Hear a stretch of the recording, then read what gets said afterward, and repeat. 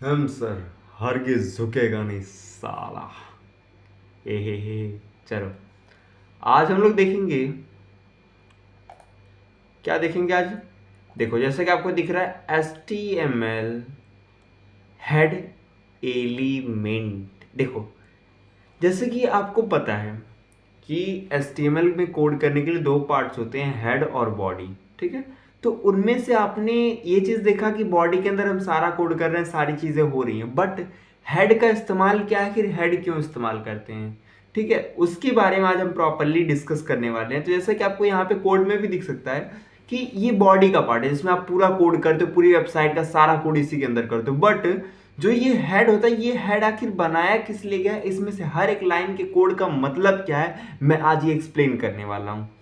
चलो, तो हेड के अंदर आप क्या करते हो, जैसे कि कुछ नेसेसरी चीजें जो आप करती हो, जैसे कि टाइटल हो गया, स्टाइल वगैरह कुछ अप्लाई करना हो तो वो हो गया, मेटा टैग्स हो गए, लिंक वगैरह हो गया, स्क्रिप्ट वगैरह हो गया, और बेस वगैरह। मतलब ये बेसिक चीजें आप इन्हें अप्लाई करते ही करते हो। ठीक है, तो सबसे पहले आप देखोगे यहाँ पे क्या है, HTML हेड एलिमेंट। अब हेड एलिमेंट क्या है आप इसके बारे में पढ़ सकते हो, बट जनरली अगर मैं बात करूँ टाइटल की, तो ये आपको जरूर जानना चाहिए टाइटल होता क्या है। देखो, टाइटल मीन्स जैसे कि आप कोई भी वेबसाइट ले लो, अब जैसे यही वेबसाइट है तो इस पर क्या है लिखा है ना, HTML हेड एलिमेंट, ये इस वेबसाइट का टाइटल है। फिर कोई भी वेबसाइट आप खोल लो, उसका जो टाइटल होगा वो कैसे रिप्रेजेंट होगा, with the help of title. अब देखो, इसको मैं एक्सप्लेन करता हूँ। मैं आया यहाँ पर और मैं इसे कर देता हूँ क्या, रन कर देता हूँ। तो रन करने के लिए मैंने बताया क्या किया, राइट क्लिक करके ओपन विद लाइव सर्वर कर दो। अब मैं इसे रन कर दिया। अब रन करने के बाद जो भी टाइटल शो होगा, टाइटल कहाँ पे शो होगा, सबसे टॉप पे यहाँ पे दिखा रहे हैं ना, डॉक्यूमेंट लिखा हुआ है। अगर मैं यही चेंज कर दूं,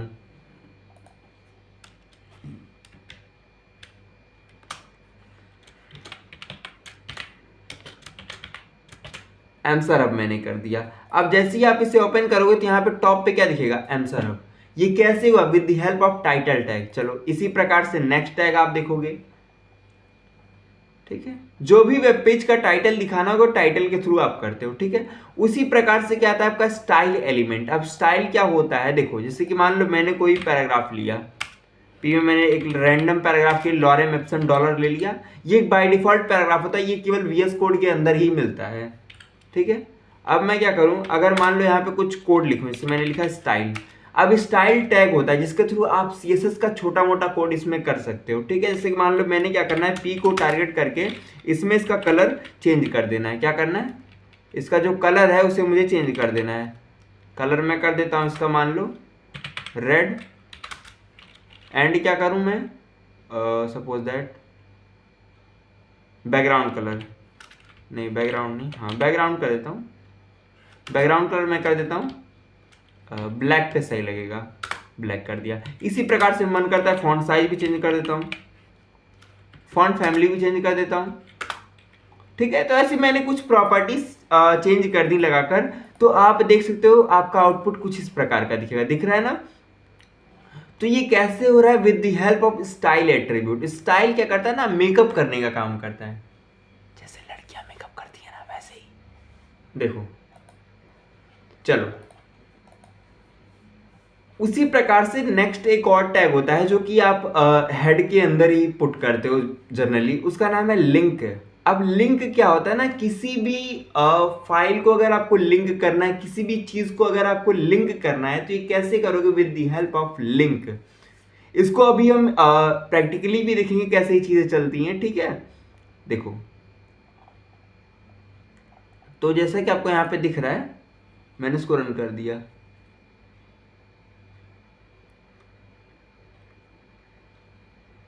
तो यहाँ पे आपका एक पैराग्राफ है जो कि कलर होके आ रहा है। अब ये आ कहाँ से रहा है, ये कहीं बाहर से आ रहा है। इसको मैं अपने VS कोड में प्रैक्टिकली समझाता हूँ। जैसे कि यही पूरा कोड था, मैं इस पूरे कोड को यहाँ से कट कर दूँ।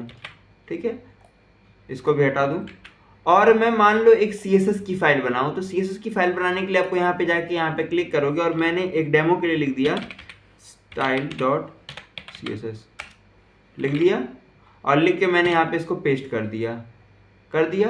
और मैं वापस जाता हूँ और इसे लिंक करता हूँ। तो लिंक करने के लिए आप लिखोगे लिंक। अब लिंक के अंदर यहाँ पे बहुत सारी चीजें आ जाएंगी जिसको आपको लिंक करना होगा, बट मुझे CSS को लिंक करना, तो मैं यहाँ पे क्लिक कर दूंगा CSS को, ठीक है।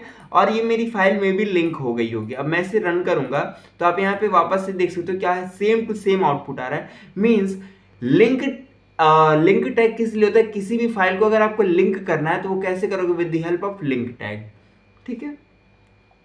इसमें एक चीज और होता है, आपको यहाँ पर रिलेशन बताना पड़ेगा कि जो आप लिंक कर रहे हो फाइल किस टाइप की है, स्टाइल शीट है या फिर किसी और टाइप की है, ठीक है।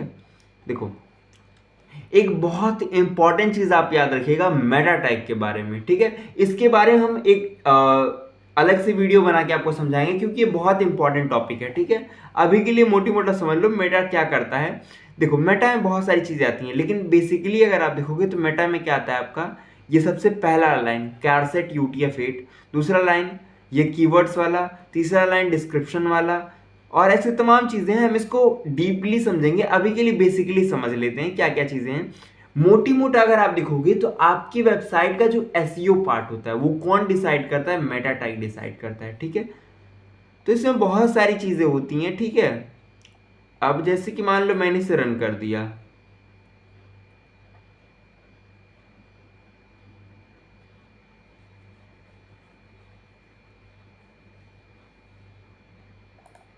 देखो मैंने रन कर दिया, बट यहाँ पे आपको एक चीज दिखेगा, जो भी मैंने यहाँ पे लिख रखा था पहला लाइन, दूसरा, तीसरा, चौथा, इसमें से एक भी लाइन का कोड आपके विंडो पे नहीं शो कर रहा, आपको आउटपुट में नहीं दिख रहा है।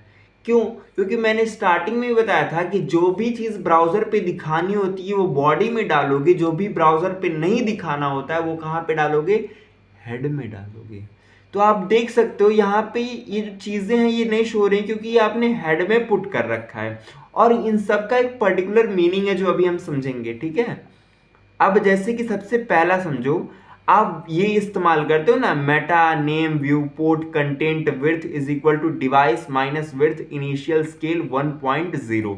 इसका मतलब समझो, अब मेटा एक टैग है जिसके अंदर आपने एट्रीब्यूट डाला नेम नाम का, जिसमें आप बताना चाह रहे हो आप किसको टारगेट कर रहे हो, व्यू पोर्ट। अब व्यू पोर्ट का मतलब क्या है, जो भी स्क्रीन आपको दिख रही है, ठीक है। अब उस स्क्रीन में क्या करोगे, आप जो भी कंटेंट ऐड करोगे उसका क्या होगा, विड्थ जो होगा वो डिवाइस के विड्थ का आधा होगा। कैसे? डिवाइस के विड्थ से माइनस हो जाएगा। जो उसका इनिशियल स्केल होगा, यानी कि दिखने का जो वो उभरा हुआ स्तर होगा वो कितना होगा, 1.0, मीन्स आपके डिवाइस से चिपका होगा। अगर यही चीज आप नहीं पुटअप करोगे तो आपका जो वेबसाइट है वो बहुत भद्दा दिखेगा, रिस्पॉन्सिव दिखेगा ही नहीं। रिस्पॉन्सिव कहने का मतलब क्या है, अगर आप उसे डेस्कटॉप पे खोलोगे तो ठीक है भैया, लेकिन फोन पे खोलोगे तो अरे भैया मजा नहीं आ रहा है, समझ में वही वाला फील आएगा। अब देखो जिसके एग्जाम्पल भी दिया है, ये देखो ये फोन पे है, मजा नहीं आ रहा है। क्यों? क्योंकि विदाउट व्यू पोर्ट है, यही व्यू पोर्ट ऐड है तो ये आपका अच्छा लग रहा है। समझ में आ रहा है? इसको समझाते हैं। अब जैसे कि देखो ये आपका कोड है ना। एक सेकंड के लिए रुक जाओ, इसको एग्जाम्पल के लिए यहां से लेते हैं।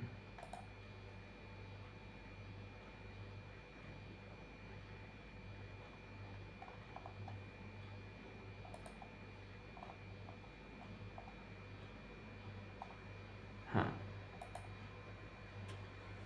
देखो जैसे कि इसमें आप देख सकते हो, एक पहली लाइन है, इसका मीनिंग समझो, मेटा कैरसेट UTF-8 का मतलब क्या है। जैसे कि बहुत सारी लैंग्वेजेस में इनकोडिंग डिकोडिंग होती है, तो उसमें सबसे लेटेस्ट और बेस्ट माना जाता है UTF-8 को, तो उसको इस्तेमाल में लेने के लिए आप इसका इस्तेमाल करते हो, ठीक है।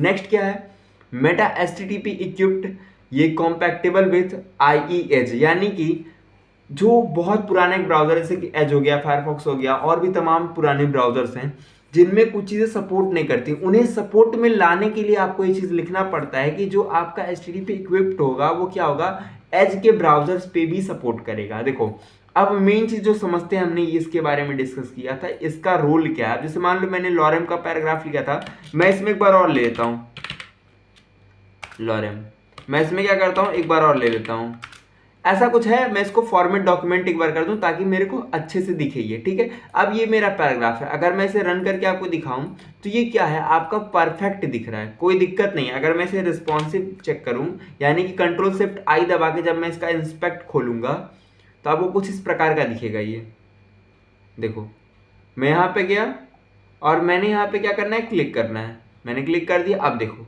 ये मेरा क्या हो गया, अभी इसमें है, मैं इसमें से पहले रिस्पॉन्सिव पे क्लिक कर दूंगा और मैं इसे इस प्रकार से क्या करूंगा, मिनिमाइज करूंगा, मैक्सिमाइज करूंगा। आपको दिख रहा है जो कंटेंट है मेरा वो ऑटोमेटिक एडजस्ट हो जा रहा है। देखो अगर मैं छोटा कर रहा हूं तब भी एडजस्ट, बड़ा कर रहा हूं तब भी एडजस्ट हो रहा है, कोई प्रॉब्लम नहीं आ रही है। लेकिन अगर मैं यही काम फिर से करता हूं, लेकिन इस बार मैं इस वाले पार्ट को यहां से रिमूव कर देता हूं या फिर कमेंट कर देता हूं, कमेंट कर दिया, कमेंट करना मैंने सिखाया था।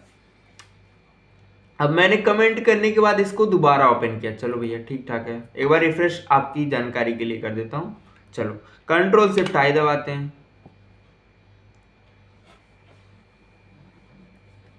देखो अभी आपको क्या दिख रहा है, कंट्रोल शिफ्ट आई दबाने के बाद अगर मैं इसको छोटा कर रहा हूं, ये देखो क्या ये कंटेंट उसी प्रकार से हो रहा है, ये ओवरलैप नहीं कर रहा है, आपको देखने में लग रहा है। अगर मैंने इसको बड़ा कर दिया, देखो ये ओवरलैप नहीं कर रहा है, देखो। तो देखो इतना बड़ा रोल होता है इसका। अगर आप इसे छोटा करोगे, देखो ये कंटेंट क्या हो रहा है, ओवरलैप कर रहा है। इसके साइजेस में जितना बड़ा था उतना बड़ा इस पे भी है, देख रहे हो।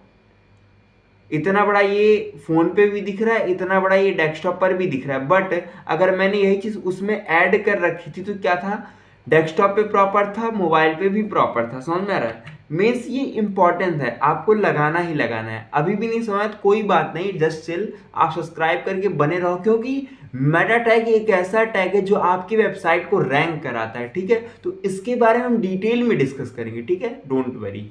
चलो नेक्स्ट चीज हम समझते हैं, स्क्रिप्ट बोले तो अगर आपको जावास्क्रिप्ट का कोड अपनी HTML के अंदर ऐड करना है तो इसके लिए क्या होता है, स्क्रिप्ट टैग होता है।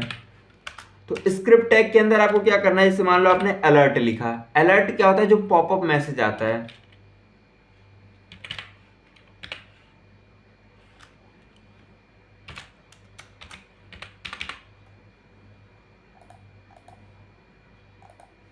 देखो जैसे ही मैंने इसे ओपन किया तो यहाँ पे मैसेज आ रहा है ना, हाय आ रहा है ना। तो ये कैसे रहा, with the help of alert. इसके बारे में हम आराम से डिस्कस करेंगे जब जावास्क्रिप्ट हम लोग पढ़ेंगे। ठीक है, तो अभी के लिए रिमूव कर देते हैं, ये सारी चीजें हैं। तो सॉरी, हेड के अंदर यही सारी चीजें हम पुटअप वगैरह करते हैं। देखो एक चीज और होता है, बेस।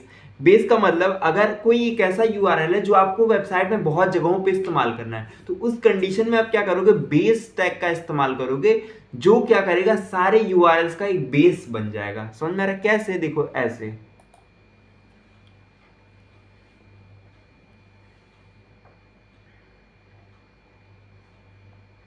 अब देखो बेस टैग लगाने से क्या हुआ, जैसे कि ये आपका बेस है http://w3school.com। ये इतना कॉमन है, मतलब आपको वेबसाइट में हर जगह इस्तेमाल करना ही करना है। तो बार बार ये चीज़ रिपीट करने से अच्छा भैया क्या करो, सोर्स में ये इतना जो पार्ट है ये आपको बस ऐड करना होगा। बाकी क्या होगा, वो ऑटोमेटिक रेंडर कर लेगा कि ये यहाँ से है, ये यहाँ से। देखो जैसे कि यहाँ पर भी आपने इस्तेमाल किया और यहाँ पर भी इस्तेमाल किया है, तो इस कंडीशन में आपको क्या करना पड़ता है, 2 बार उसको इस्तेमाल करना पड़ता है। उससे बेटर क्या है, एक बार में ही काम होगा। मान लो मैंने इस पर क्लिक किया तो मेरा ये वर्क कर रहा है